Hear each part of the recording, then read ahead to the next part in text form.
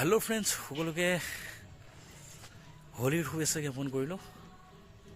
এই ফাকুৱাৰ ৰঙে আপোনালোকৰ মনবোৰো যাতে ধুনীয়াকৈ ৰঙীন কৰি তোলক তাৰে আশা কৰিলোঁ। ডিউটিতে আছিলোঁ, ডিউটি অৱস্থাতে হোলী উদযাপন কৰিছোঁ। অৱশ্যে ইয়াৰ অঞ্চলৰ মানুহখিনি ইমান সুন্দৰভাৱে হোলী উদযাপন কৰিছে, আপোনালোককো দেখুৱাব চেষ্টা কৰিম। তো আপোনালোকে চাই থাকক।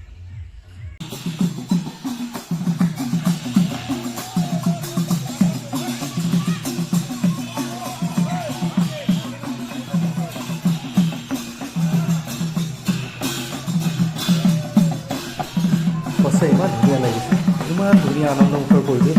সকলোৱে মিলি একেলগে নাচিছে, গাইছে, কি যে ভাল লাগিছে সঁচাই। কিন্তু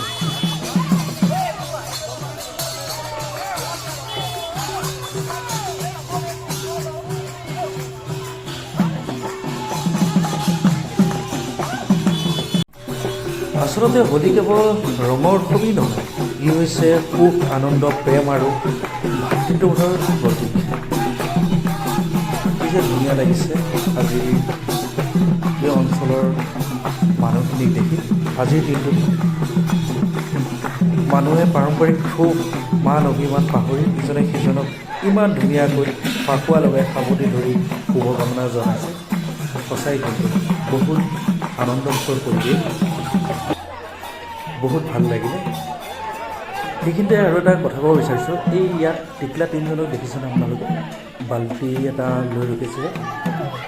মই ভিডিঅ' কৰি আছিলোঁ, সিহঁতে টাৰ্গেট কৰিলে। অৱশ্যে মোক আপোনালোকে দেখা পাবই। টিকলাকেইটাই মোক ফাকুৰ ৰঙে ৰঙীন কৰি থৈ গ'ল। ইয়াক আপোনালোকে দেখা পাব, চাওকচোন আপোনালোকে।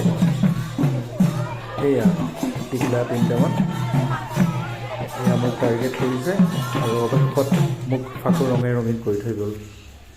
শেষত ৰঙৰ এই উৎসৱেই সকলোলৈকে শান্তি সমৃদ্ধিৰ লগতে সকলোৰে জীৱন ৰঙীন কৰি তোলক, তাৰে কামনাৰে আজিলৈ বাই বাই।